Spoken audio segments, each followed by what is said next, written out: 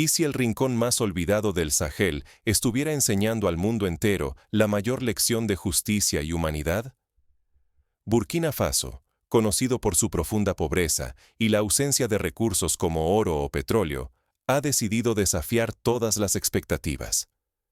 Mientras otros países construyen más cárceles y endurecen castigos, este pequeño territorio africano está revolucionando el sentido mismo de la justicia. Aquí, las celdas se convierten en campos de cultivo y aulas. En vez de encerrar y castigar, se enseña a los internos a leer, sembrar y, sobre todo, a reconstruir su esperanza. El trabajo y el aprendizaje no son castigos, sino el puente hacia una nueva vida en sociedad. Detrás de esta transformación está Ibrahim Traoré, el presidente más joven del continente africano. Él ha decidido anteponer la dignidad humana al castigo, apostando por la reinserción y la compasión como cimientos de una nación más fuerte y segura. Si el mundo sigue ignorando ejemplos como el de Burkina Faso, no solo perpetuaremos cárceles que destruyen vidas y derrochan recursos, también podríamos condenar a millones a un ciclo interminable de pobreza, marginación y violencia. Mirar hacia este modelo puede ser la clave para construir un futuro más justo y esperanzador. Pero ¿cómo llegó Burkina Faso a desafiar siglos de tradición punitiva? La respuesta empieza en sus cárceles y en la tierra que las rodea. Donde la mayoría solo percibe carencia, algunos pocos deciden desafiar la narrativa y reinventar la justicia misma. Para muchos, Burkina Faso es un nombre asociado a privaciones extremas. Más de la mitad de su población sobrevive cada día bajo el umbral de pobreza, según cifras internacionales. Sin embargo, tras esos datos, palpita una fuerza colectiva empeñada en cambiar su destino. En medio de esa adversidad, Ibrahim Traoré encabeza una transformación silenciosa. Su aparición marca un quiebre. Las prisiones dejan de ser sótanos de castigo y se convierten en granjas, talleres y aulas. Aquí, la privación se transforma en posibilidad real. La revolución que propone va más allá de lo visible. Traoré y su gobierno deciden romper con la inercia de un sistema punitivo heredado de la época colonial. Rechazan copiar modelos de castigo occidentales y, en su lugar, rescatan valores africanos como el Ubuntu, reparación, dignidad y la certeza de que el bienestar de uno depende del bienestar de todos. El primer gesto fue tan simbólico como radical, una amnistía inédita. En un solo día, más de 1000 personas recuperaron parte de su libertad. No fue solo clemencia, fue una invitación nacional a creer que quienes cayeron pueden redimirse. La nueva filosofía es sencilla y revolucionaria. Cada mes trabajado en el campo resta 3 meses de condena. La siembra y el aprendizaje permiten reconstruir la dignidad y aportar al país. Así, la agricultura y la formación profesional dejan de ser castigos encubiertos y se convierten en auténticos caminos de reinserción. El riesgo es inmenso. Sostener el sistema antiguo significa perpetuar hacinamiento, exclusión y desesperanza. Apostar por la redención colectiva es un acto de valentía que puede sanar no solo a individuos, sino a toda la sociedad. Pero, ¿cómo se vive esta revolución dentro de los muros? Las historias individuales revelan hasta dónde puede llegar la esperanza cuando el sistema cambia. En Vaporo, los barrotes existen, pero lo que florece dentro es mucho más profundo que una simple cosecha. Es el renacimiento de una ciudadanía olvidada. Fundado por Thomas Sankara y reanimado por el presidente Traoré, este lugar es hoy el mayor emblema de reintegración en Burkina Faso. Durante años, Vaporo fue un rincón casi invisible. Ahora late en el núcleo de una revolución silenciosa. En apenas 2 años, los internos multiplicaron la tierra cultivada, de 40 a 130 hectáreas. Producen arroz, maíz y soja en cantidades que sostienen a comunidades enteras. Pero el logro real se mide en vidas reconstruidas, en dignidad recuperada y en sueños que vuelven a germinar. Aquí, la regla es nítida: disciplina a cambio de confianza. Quien la cumple accede poco a poco a formación agrícola, y asume responsabilidades en cooperativas autogestionadas. Los internos se capacitan en siembra, ganadería y apicultura. Algunos, antes temidos, hoy distribuyen leche a los vecinos o lideran el cuidado de los rebaños. Así, Vaporo ya no es un costo para el Estado. Es una inversión social, donde la prisión se transforma en motor de reconciliación y desarrollo. Por eso, delegaciones de países africanos han venido a observar el modelo, y organismos internacionales lo citan como ejemplo de justicia restauradora. Fracasar aquí sería ceder al viejo ciclo de exclusión y violencia. Sería renunciar a la posibilidad de tejer una sociedad menos rota, de romper la herencia del resentimiento y la pobreza. Pero en Vaporo, cada jornada prueba que la confianza y el trabajo pueden quebrar el círculo de la marginalidad. La transformación va más allá de las tierras cultivadas. Dentro de estos muros, también se combate el extremismo y se siembra esperanza en quienes antes solo conocían la exclusión. Pero incluso donde la esperanza brota, las amenazas acechan. Afuera, fuerzas hostiles observan cada avance con creciente inquietud. Incluso tras los barrotes más impenetrables, la reconciliación puede superar a la represión. En Rumtenga, un programa pionero desafía los viejos moldes frente al extremismo religioso. Aquí, la educación, el diálogo y el trabajo colectivo desplazan la fuerza bruta y el aislamiento. Durante los últimos 7 meses, casi todos los condenados por terrorismo han dado señales de arrepentimiento sincero y una transformación inesperada. El simple acto de escuchar y ser escuchados ha derrumbado muros que parecían eternos. La verdadera herramienta en este proceso no es la violencia, sino la palabra, el entendimiento y una fe reinterpretada desde la compasión. Los encuentros entre reclusos, líderes religiosos y profesores demuestran que el odio puede desactivarse con empatía y conocimiento. Iniciativas así envían un mensaje urgente. El perdón puede ser la defensa más eficaz frente a la violencia. Al ofrecer segundas oportunidades, el sistema protege y sana a la sociedad al mismo tiempo. Este método encara una verdad incómoda. El extremismo suele brotar del abandono, la ignorancia y la falta de futuro. Atender esas raíces permite a la justicia restaurativa romper el ciclo de resentimiento y venganza que alimenta la violencia.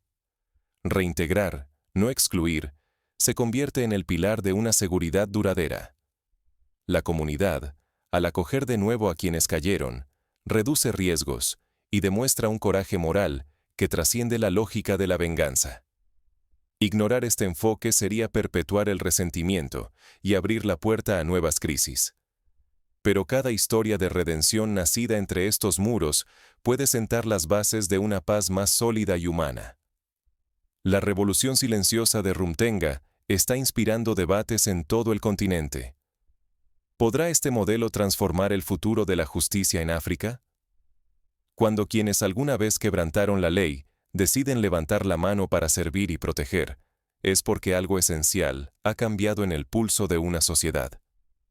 En Burkina Faso, los primeros frutos de la reforma carcelaria ya son visibles. Cientos de personas privadas de libertad han optado por donar sus modestos ahorros al Fondo Patriótico, un fondo nacional creado para la defensa y reconstrucción del país. No solo entregan dinero, muchos escriben cartas o solicitan de palabra ser admitidos como voluntarios en labores civiles y agrícolas, mostrando un deseo genuino de reparar el daño y contribuir al bien común. Estos gestos no son casos aislados. En varias penitenciarías se multiplican las historias de internos que separan parte de su salario del campo, del taller o de la cocina, y lo destinan a causas nacionales. La noticia corre de boca en boca, desdibujando la imagen del preso como enemigo y probando que ningún destino está sellado para siempre.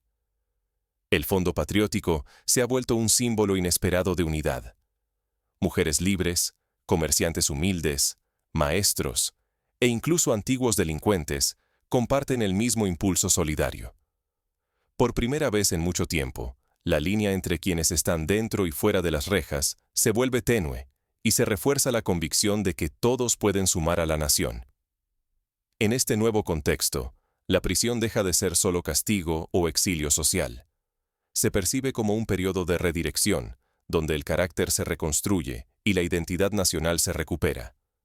El trabajo, la educación y la posibilidad de demostrar responsabilidad transforman la mentalidad de los internos y también la percepción social sobre ellos. La reforma no busca borrar el pasado, pero sí permite que quienes han caído encuentren el camino de regreso. Volver a ser útiles, sentirse orgullosos y ser reconocidos como ciudadanos reintegrados es el logro más humano y revolucionario de este experimento burkinés. Negar la capacidad de reintegración es, en el fondo, renunciar a una nación más fuerte, unida y segura. Aquí, la esperanza deja de ser un lujo y se convierte en una estrategia nacional. Sin embargo, este proceso no está exento de desafíos y resistencias. ¿Qué ocurre cuando el cambio amenaza intereses y despierta viejos temores? ¿Puede la compasión vencer al castigo? Burkina Faso está apostando su futuro a esa respuesta, y con ello desafía todo un continente. Durante décadas, África ha seguido modelos occidentales basados en la represión, pero este pequeño país del Sahel propone otra vía. Aquí, el valor de la justicia no se mide por cuántos son encerrados, sino por cuántos logran reencontrar la dignidad y la libertad. Burkina Faso ha iniciado una revolución callada y profundamente africana. Transformar la prisión en escuela, la condena en una nueva oportunidad, el error en semilla de futuro. Bajo el liderazgo del capitán Ibrahim Traoré, la prioridad no es descartar a quienes cayeron, sino recuperarlos. Su herramienta es la confianza y la compasión, armas que cultivan algo más que la tierra. Siembran esperanza en corazones rotos. Incluso en medio de la pobreza más extrema, el país demuestra que la humanidad es la riqueza más poderosa. A través de la agricultura y la educación, miles han encontrado redención y una nueva razón para vivir. Por cada mes trabajado en el campo, 3 meses se restan de la condena, y los frutos alimentan tanto a reclusos como a comunidades, probando que restaurar supera a castigar. Pero ¿qué pasa si ignoramos este ejemplo? Lo que está en juego no es solo el destino de Burkina Faso. Si seguimos viendo a los caídos como amenazas, condenamos generaciones a la exclusión y el ciclo de pobreza y radicalización. Millones pueden quedar atrapados en sistemas que desperdician talento y destruyen tejido social. Burkina Faso lanza un reto a quienes dudan de la fuerza de la misericordia. Nos obliga a repensar la seguridad y el progreso desde la empatía. Su modelo no es perfecto, pero sí valiente y profundamente humano. Esta revolución silenciosa nos deja una pregunta. ¿Y si la verdadera fortaleza de un país se midiera por la cantidad de segundas oportunidades que da? Reflexionar sobre esto podría ser el primer paso hacia una justicia capaz de sanar y transformar sociedades enteras. Pero detengámonos un momento y profundicemos en el contexto histórico que ha moldeado la justicia en Burkina Faso y en África Occidental. Desde la época colonial, los sistemas carcelarios africanos han replicado modelos europeos, especialmente franceses y británicos, donde la reclusión y el castigo eran los pilares fundamentales. En países como Senegal, Costa de Marfil y Malí, la privación de libertad y el trabajo forzoso se aplicaban sin posibilidad de reinserción real, y el estigma social de haber estado preso era prácticamente irreversible.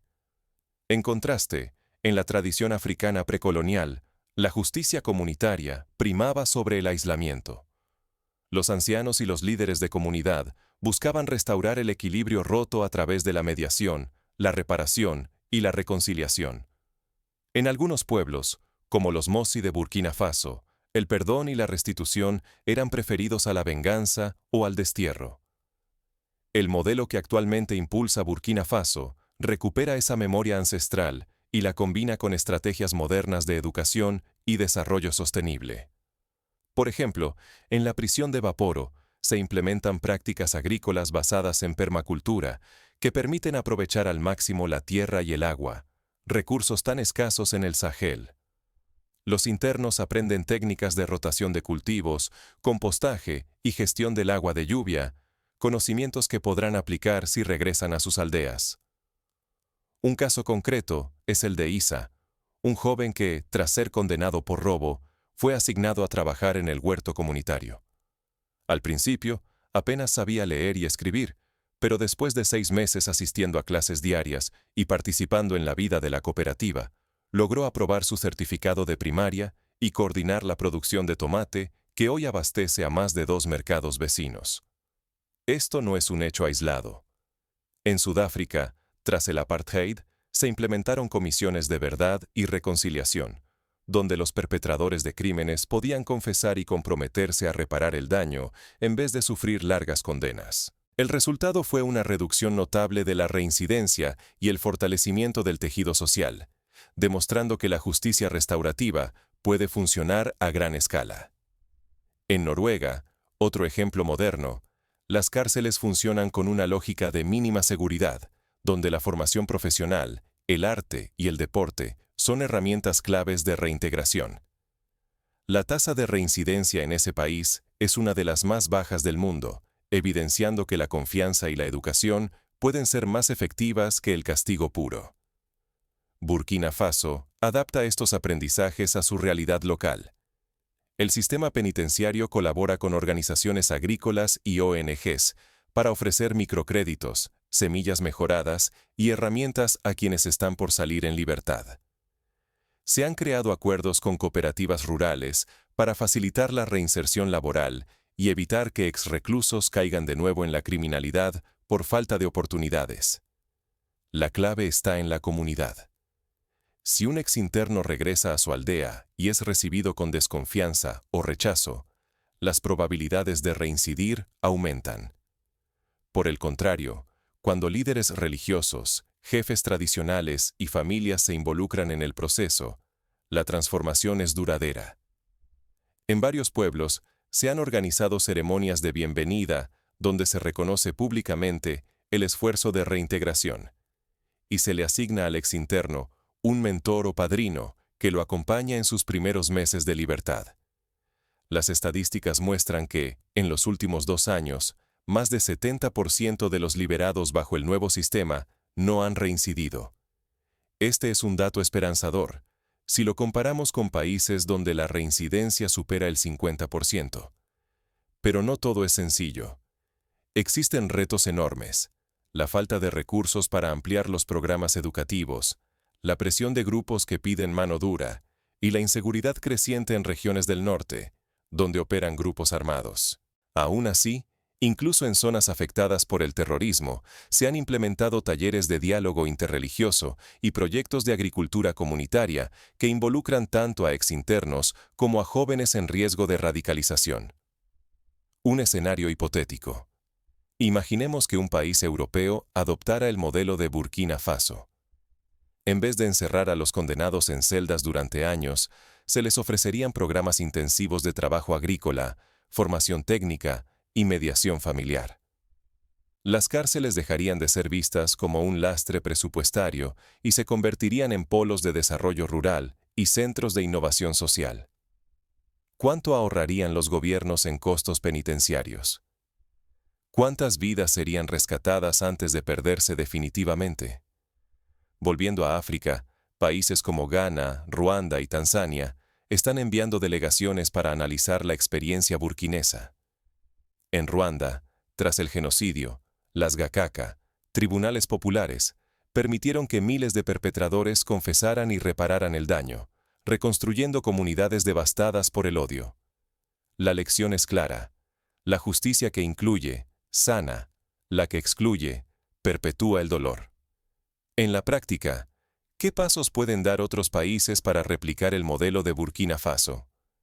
Primero, revisar sus códigos penales y priorizar la reducción de condenas a cambio de trabajo útil y formación. Segundo, invertir en agricultura y oficios dentro de las cárceles, dándoles un enfoque cooperativo y comunitario. Tercero, establecer alianzas con ONGs, empresas y líderes locales para garantizar empleo y apoyo tras la liberación. Cuarto, promover campañas de sensibilización para combatir el estigma social y celebrar públicamente las historias de éxito. Además, es fundamental medir los resultados, hacer seguimiento a la reincidencia, la empleabilidad y el impacto en la cohesión social. Los datos pueden convencer a los escépticos y servir de base para ajustar y mejorar el sistema. La historia de Burkina Faso demuestra que la justicia restaurativa no es solo una utopía. Es un camino real, probado y escalable para sociedades que buscan romper el ciclo de la violencia y la exclusión. En el fondo, la pregunta sigue abierta. ¿Qué clase de sociedad queremos ser? ¿Una que encierra y olvida, o una que acompaña y transforma? Burkina Faso, con sus humildes medios y su coraje moral, nos muestra que la respuesta está en las manos de quienes se atreven a confiar en el poder de la segunda oportunidad. Hoy, al mirar el Sahel, no solo vemos pobreza y sequía. Vemos también un laboratorio vivo de humanidad, donde cada semilla plantada en la cárcel es una apuesta por la reconciliación y la esperanza. Si escuchamos la lección y la aplicamos, el mundo entero puede cosechar los frutos de una justicia que no destruye, sino que reconstruye. Así, la mayor lección de justicia y humanidad quizá no venga de los grandes tribunales, los tratados internacionales o los poderes económicos. Tal vez esté germinando, silenciosa pero firme, en el corazón olvidado de África, donde la compasión y la dignidad florecen a pesar de la adversidad. Y si Burkina Faso puede hacerlo,